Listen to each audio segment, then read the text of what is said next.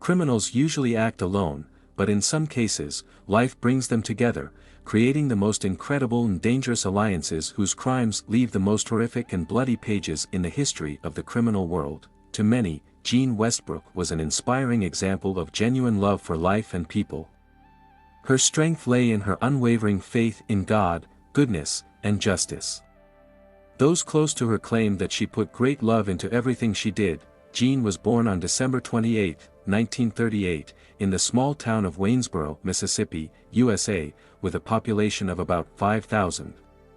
Many years later, in 1978, she moved to Bryan, Texas, with her husband Cecil. At that time, it was also a small town with a close-knit local community where everyone knew each other well and didn't even lock their doors at night. The crime rate here was close to zero. However, as time has shown, even in such places, incidents can occur that are shocking in their cruelty and completely change the lives of such communities. When the Westbrooks moved to their new place, they hoped for a better life. They settled in a large ranch-style house, which they gradually transformed from a dilapidated old dwelling into a truly cozy nest. The couple renovated, decorated the house with numerous memorabilia, adorned it with wooden elements, and bought nice furniture. All this transformed the ranch into the realization of the couple's dream. Jean sincerely loved this house and considered the move one of the best decisions of her life. Over the years of married life, the Westbrooks raised 2 sons and a daughter. All of them recalled their parents' relationship as a role model. It seemed that despite decades of living together, they still sincerely loved each other. The couple maintained friendly relations with many neighbors. Everyone considered them reliable people who could be counted on. Immediately after moving, they began to take an active part in the life of the local community. This was especially true of Faith, which for the heroine of the story was one of the key aspects of life. Every Sunday she attended church service and participated in Sunday school classes. In her free time, this woman was engaged in painting and was even a member of an art league. One of Jean's favorite home activities was pottery. The family idyll lasted until the late 90s, when Ada's husband, Cecil, became seriously ill. For over 10 years, his wife cared for him until his death in 2006. Despite the loss of her loved one, which she found difficult to cope with, the woman was not left alone even after that. Her children and grandchildren were close by. Ada continued to remain positive and active, joined a church group for single elderly people, where she not only received support but also provided it to everyone around her. On June 3, 2007, a Sunday, turned out to be a completely ordinary weekend day for Ada Westbrook. As always, immediately after breakfast, she headed to church for the service. Several of her friends suggested having lunch together at a restaurant, but the woman declined the invitation because she planned to cook lunch at home. Returning home, 68-year-old Ada tried to contact her younger son Randy but was unable to reach him. Around 1 p.m., she left him a brief voice message. This was the last time her son heard his mother's voice. After that, no one could reach her. The next day, June 4, 2007, the city's emergency service received a signal from an automatic alarm from Ada's house. 2 police officers responded to this call. In fact, they were convinced that it was just another false call that they simply needed to respond to and return to the station. The thing is, the night before, a powerful thunderstorm had passed, which had disabled the equipment, so automatic alarms had been triggered repeatedly throughout the city. All night they disturbed the work of the police, and the malfunctions continued even in the morning. All these calls turned out to be erroneous, without any signs of trouble or crime. Surprised homeowners let the patrol officers inside, and after a few minutes of checking, they left. Despite the law enforcement officers' confidence that it was another mistake, the call to Ada Westbrook's house looked different. One of the officers who arrived at the scene personally knew Ada. The woman immediately noticed that the owner's car was parked in the driveway near the house, which meant that she should be inside. However, no one answered the knocking on the door and the doorbell. The police officers walked around the house and looked through the window that overlooked the backyard. They saw cheese, chicken, and other foods on the kitchen table. However, Ada herself was nowhere to be seen. She couldn't have gone somewhere far and for a long time, as it was obvious that the woman was just doing household chores. From that moment on, the officer who knew Ada personally had an uneasy feeling. This call was clearly different from all the previous ones. They approached the back door and found that it was unlocked. When the officers entered, they immediately saw 68-year-old Ada lying face down on the floor. Her hair seemed wet, but in fact, it was covered in dried blood. Forensic experts and detectives were called to the scene. The victim was in the living room. Her left hand was clenched into a fist, and her right hand was pressed under her body. At first, law enforcement officers assumed that the woman could have committed. After all, the position of the body resembled a gunshot to the head. However, when Ada was turned over, it turned out that there was no weapon in her hand, nor was it near the body. Detectives considered the version of a murder but could not finally classify the incident due to a lack of information. No signs of a struggle were found. There were no broken windows or doors. Things and furniture inside were in their places. So what happened? This was clearly not a robbery. While the police continued to work in Ada's house, her body was sent for a forensic medical examination in Austin. Suddenly, in the midst of the work of forensic experts at the scene of the probable crime, a car drove up to the house, from which a man ran out. He tried to rush inside, but the officers blocked his way. The man introduced himself as 40-year-old Curtis Westbrook, the deceased's eldest son. He immediately drove to his mother's house as soon as he learned what had happened. The trip took him about 3 hours. By that time, law enforcement officers still could not confidently state what exactly led to Ada's death, although they were leaning towards the version of murder. Curtis had a DNA sample taken and was interviewed to find out the circumstances of the woman's life in the period preceding the tragedy. After performing an autopsy, the forensic medical examiner concluded that Ada's death was indeed the result of murder. As it turned out, she suffered about 25 blows to the head with a blunt object. Most likely, it was some kind of metal object, since fragments of paint and microscopic metal particles were found in some of the wounds. The brutality of the attack was striking in its excessiveness. The elderly woman suffered numerous skull fractures. Even the skin on her head was torn. Of course, these injuries were fatal.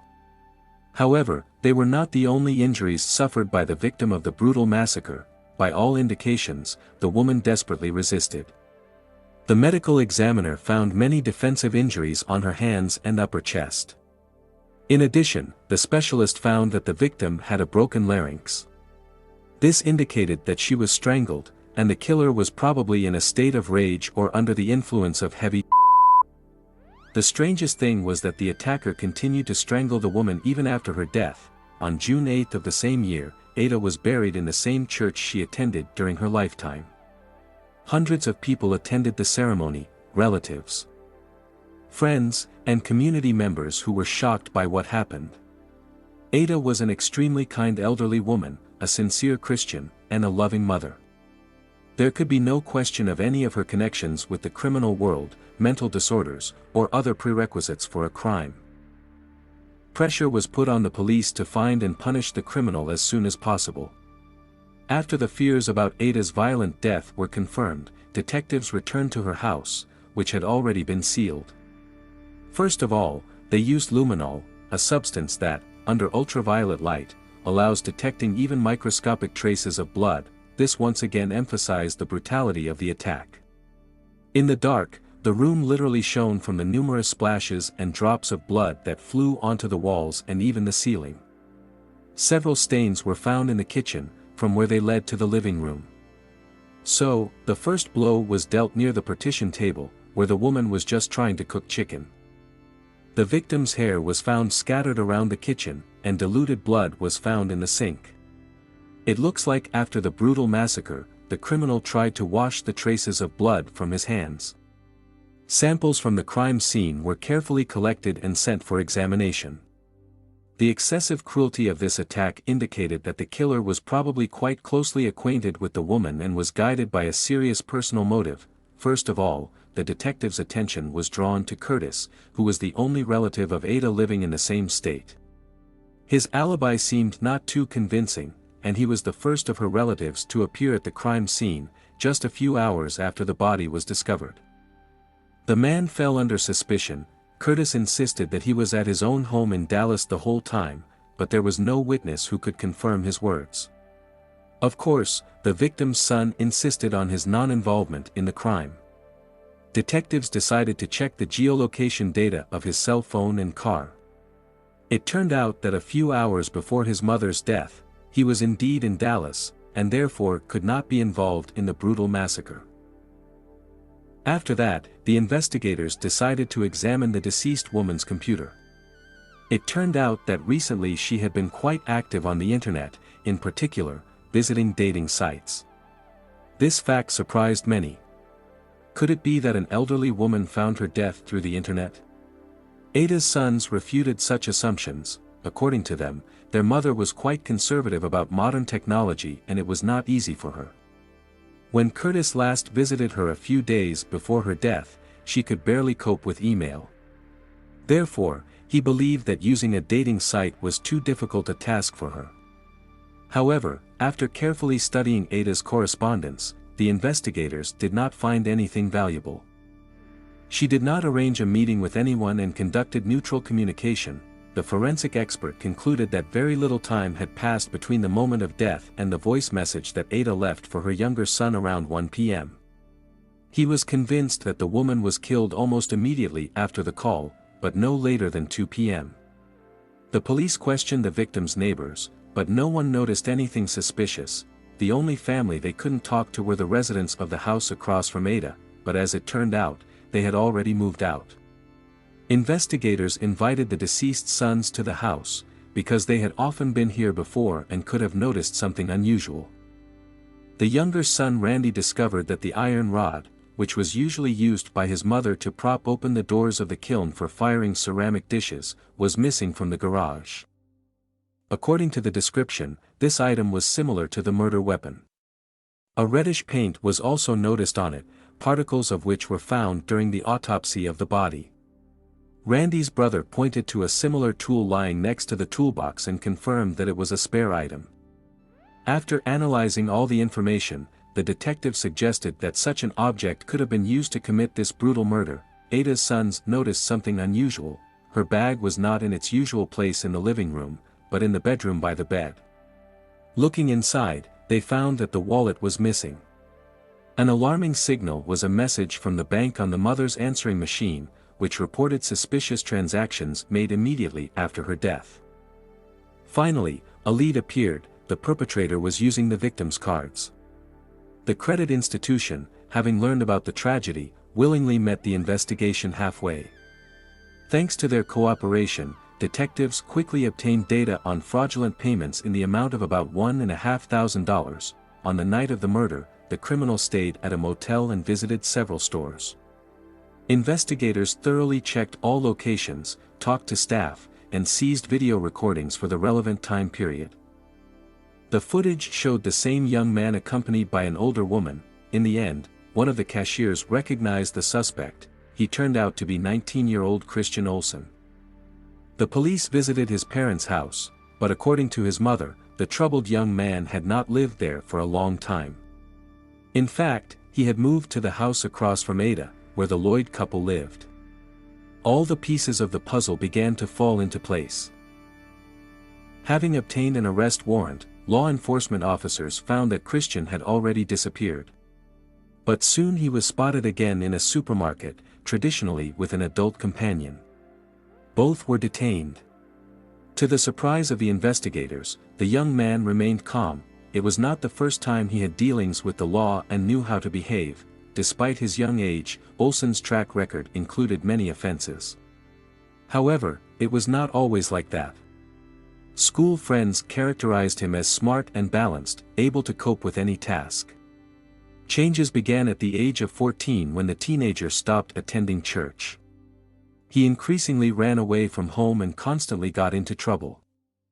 At the same time, Christian became extremely secretive, practically did not communicate with relatives, and seemed to be hiding something even from close friends. A few months after his 14th birthday, the boy was first arrested for using a stolen credit card. As a result, he ended up in a juvenile detention center, but thanks to the parole program, the young man almost immediately returned home. He was sentenced to a formal probationary period, during which he had to wear an electronic bracelet on his leg. This only increased the sense of impunity in the young offender. He repeatedly damaged the tracking device, was caught violating the curfew and stealing money from his mother. Due to non-compliance with the terms of parole, Christian again ended up in a correctional camp for juvenile delinquents. There he was spoken of exclusively positively, but as soon as the boy returned home for the weekend, everything returned to its usual course. Systematic violations of the probationary regime continued. Christian often skipped classes and made attempts to remove the electronic bracelet. To provide him with the opportunity to obtain a secondary education, the boy was transferred to a specialized educational institution for troubled teenagers. There were even stricter rules than in the previous institution, but this decision really allowed the young man to finish school. But it did not affect Olsen's behavior. He ended up under the supervision of the county juvenile services and visited a psychiatrist as part of his adaptation.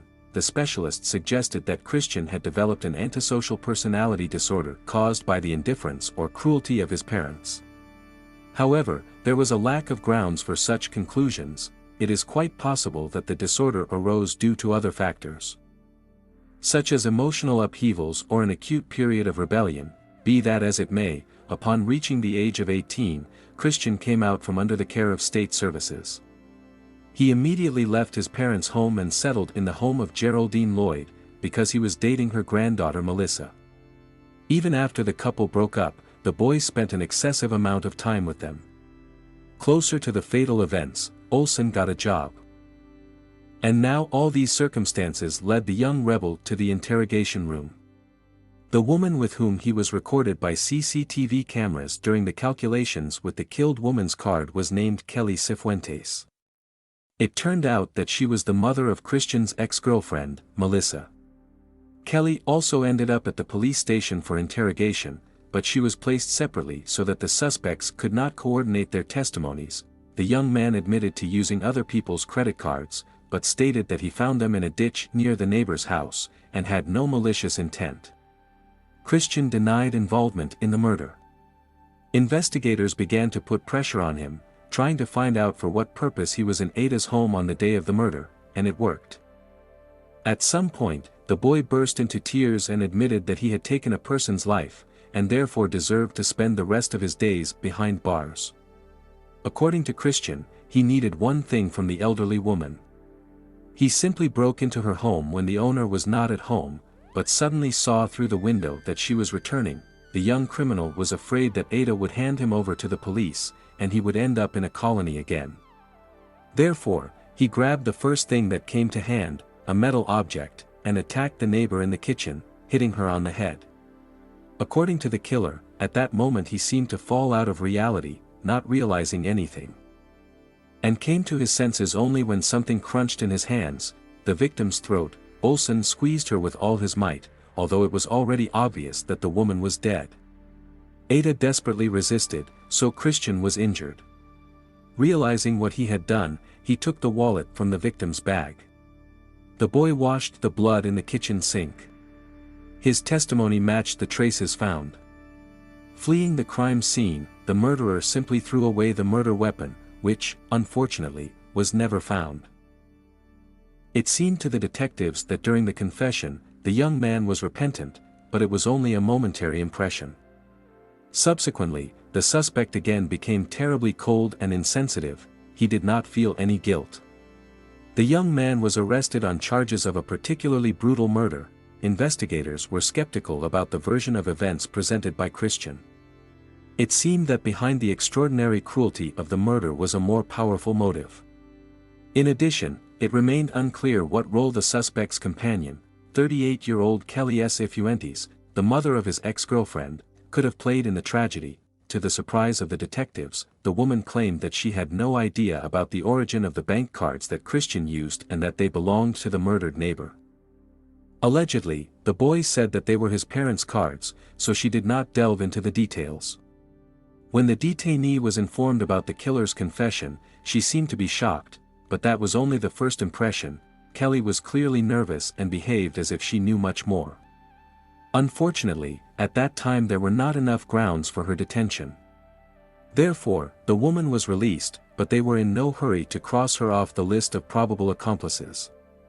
Instead, the investigators decided to study her personality in more detail. Kelly Sifuentez's childhood and life path seemed quite ordinary. She grew up in a loving family. She met her future husband while still in high school. It was her first love. The young couple quickly got married, and soon their eldest daughter Melissa was born, who had a close, almost friendly relationship with her mother. Kelly enjoyed a happy married life until suddenly everything fell apart. Her husband Felix was accused of harassing a 16-year-old girl. The man ended up behind bars, and the woman filed for divorce. At the same time, the financial situation of the family collapsed. Housewife Kelly was left without a livelihood with 2 children in her arms. She was forced to get a job and move in with her mother, with whom she had a strained relationship. Extremely difficult times came. Many noticed that the woman's psychological state was rapidly deteriorating. It seemed that she wanted to escape from reality and forget herself. Kelly demonstrated extremely infantile behavior. She communicated closely with her daughter's friends, drank in their company, behaved like their peer, and even had an affair with one of them. This is how she met Christian, who was 14 years old at the time. The woman continued to maintain close contact with him even after he broke up with Melissa. Her own daughter considered such communication rather strange, but all the family's acquaintances refrained from categorical judgments. At that time, there was no evidence of an intimate relationship between a teenager and an adult woman. The true nature of their relationship was clarified much later, only in 2009, when Kelly admitted that she really had an intimate relationship with Christian. It all started when the boy was 14, and she was 33. At that time, Christian had already broken up with her daughter, and the woman decided not to miss the chance to get a young lover. It was easy for her to gain the trust of the young man, who willingly agreed to an affair with an adult and experienced person. This period coincided in time with the moment and the boy's relatives began to notice negative changes in his behavior. Once Olsen's mother came across a flirtatious correspondence between her 14-year-old child and an adult woman. Of course, the parents tried to limit the schoolboy's communication with Kelly, even taking away his mobile phone. But it didn't help. The woman continued to meet with the teenager in secret and even bought him a new phone, which he used for confidential communication with her. Kelly went so far as to change the contact number of the responsible person at Christian's school to her own. Thus, when the boy skipped classes for the sake of meetings with an adult lover, she was the one who was informed about it. This gave the woman the opportunity to write explanatory notes on her own instead of the young man's mother. And as soon as Christian turned 18, the couple stopped hiding their relationship. Returning from a special educational institution, the young man immediately moved to the Lloyd family. From then on, his illegal behavior began to manifest itself with increasing intensity. In just 3 years, he managed to commit robberies repeatedly, get caught driving without a license, and carry out several financial frauds. By that time, everyone already knew about the connection of this strange couple, but none of the locals expressed condemnation. After all, Christian had already reached the age of majority. In the eyes of many, Kelly was just an ordinary woman who found herself in difficult life circumstances and finally found her happiness. She loved to have fun, dance, and attend concerts, and was head over heels in love with a young guy. But her daughters still found it sad to watch their mother's relationship, although she did not care at all about their opinion. Christian's parents desperately tried to remain a part of his life. The mother even brought groceries to the Lloyd's house from time to time, understanding their financial difficulties. The woman was overjoyed when her son finally got a job. Unfortunately, on the very first day when he was supposed to go to work, Christian killed his neighbor Ada. These facts became known a little later, when Olsen was interrogated again, but already in connection with another murder that occurred on the same street. An anonymous call came to the police. An unknown person reported that Geraldine Lloyd, Kelly's mother, was buried in the backyard of her own house. As it turned out, the statement was made by Kelly's ex-husband named Felix. He turned to law enforcement after being released from prison on parole and moving to Texas. The man decided to restore relations with his children and often communicated with his ex-wife by phone. During one of these conversations, she told him where her mother's body was located. On June 22, 2007, a detachment of police officers arrived at the place of the alleged burial together with search dogs. Nearby, under a pile of branches, there was dug-up earth, from where an unpleasant smell was coming. In this place, at a depth of about 2 meters, human remains were found. The body was in a state of severe decomposition, so dental records had to be used for identification. The victim was recognized as 63-year-old Geraldine Lloyd. The forensic expert found that the woman was killed and buried at least 6 months ago. The killer's handwriting was similar in both cases. The victim suffered numerous blows to the head with a blunt object. The very first blow turned out to be fatal, so powerful that it smashed the left half of the skull, tore the skin of the head and damaged the brain. The police returned to Kelly's house with the dogs. Inside, they found the door to the deceased's room locked with a padlock. Opening it, the investigators saw a horrifying picture. The crime scene remained as it was, in blood, because the alleged killers did not even bother to cover their tracks. They did not throw away the bloodied mattress on which they beat 63-year-old Geraldine to death, but simply turned it over with the clean side up and sprinkled it with detergents. Law enforcement officers managed to establish that the motive for Geraldine's murder was most likely money. At the time of her death, the limit on her credit cards reached about $30,000. The investigation suggests that Christian and Kelly decided to take possession of these funds illegally. In addition, they forged various documents and checks on behalf of the elderly woman. When everything began to be revealed, they simply got rid of Geraldine in order to avoid problems with the law. Interestingly, the money on the cards of the first victim ran out at about the same time as Ada's murder occurred. Obviously, in this way, the criminals tried to solve their own financial difficulties. Investigators began to find out whether Geraldine's granddaughter, Melissa, could be involved in the crime. It turned out that before and after her grandmother's murder, the girl lived in her house together with her boyfriend. They clearly could not help but notice the disappearance of a relative and the locked room. Indirect evidence was found that confirmed the suspicions of the police. In particular, Melissa also used her grandmother's credit cards. Later it became known that the girl and her boyfriend Seth learned about the murder a few hours after it was committed. In fact, Kelly told them everything, but forced them to remain silent. The young people did not dare to resist, realizing that they had connected with dangerous criminals and any of them could become the next victim. However, there was no evidence of Melissa and her boyfriend's participation in the murders.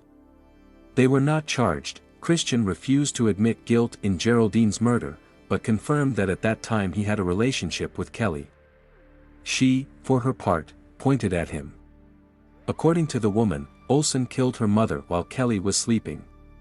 And only after that she told her ex-husband everything. Kelly was detained on February 12, 2008, accused of criminal conspiracy with the aim of first-degree murder. Law enforcement officers never disclosed what kind of evidence and testimony was found. But it became known that the woman faces life imprisonment. The trial first began over Christian, on February 16, 2009. The young man could face the death penalty. He did not admit his guilt. The lawyer referred to the violence that the defendant suffered from Kelly since his school years. The woman's defender claimed that everything happened by mutual agreement and that Christian embarked on a criminal path even before these events. Also, at the trial, Olsen's confession to the murder of his neighbor Ada was announced. The process lasted about 3 weeks, after which the jury went out to discuss the verdict. It took them only 46 minutes to make a guilty verdict. But opinions regarding the death penalty were divided. At this stage of the hearings, the lawyer at some point managed to turn the course of events in favor of the client. For this, an expert in psychiatry was involved, who described Kelly as a real manipulator who forced an innocent teenager to embark on a criminal path. However, there was every reason to believe that the young man committed his first thefts at the age of 10. This was evidenced by his parents. And by the age of 12, he began to engage in such things regularly. It seemed that the course of the young criminal's defender worked, but it was all in vain. The jury decided that Christian deserved a lethal injection. Kelly's trial never took place. The woman agreed to a plea bargain. She was sentenced to 30 years in prison for conspiracy with the right to parole after 7 years of serving her sentence. But Kelly was never destined to be released. On May 26, 2015, a year before possible parole, she voluntarily ended her life in prison. The woman was found hanged in a cell where she had been for 2 years. Some believe that she was helped to settle accounts with life. Meanwhile, Christian's lawyers, awaiting the execution of the death sentence, filed numerous appeals. The court rejected almost all of them, until a weighty argument was voiced, the testimony of one person who was not allowed to speak at the first hearings. A new trial was scheduled. The jury in the updated composition listened to the arguments of the testimony, who claimed that Kelly not only inclined her boyfriend to murder, but also provoked his dependence on substances from the age of 16. As a result, the death sentence was cancelled. On February 2, 2016, Christian Olsen was sentenced to life imprisonment without the right to parole. I look forward to hearing your thoughts in the comments. Don't forget to subscribe to the channel and hit the like button. Until next time, friends.